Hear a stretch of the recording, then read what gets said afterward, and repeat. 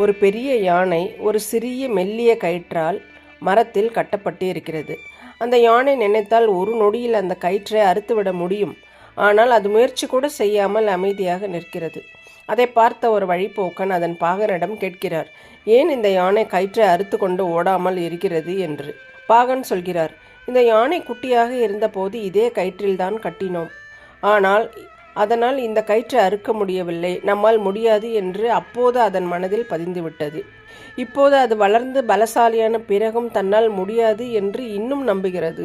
நம் வாழ்க்கையிலும் இதுதான் நடக்கிறது. கடந்த காலத்தில் கிடைத்த சில தோல்விகளால் நம்மால் முடியாது என்று நாமே ஒரு வேலையை போட்டுக்கொள்கிறோம்.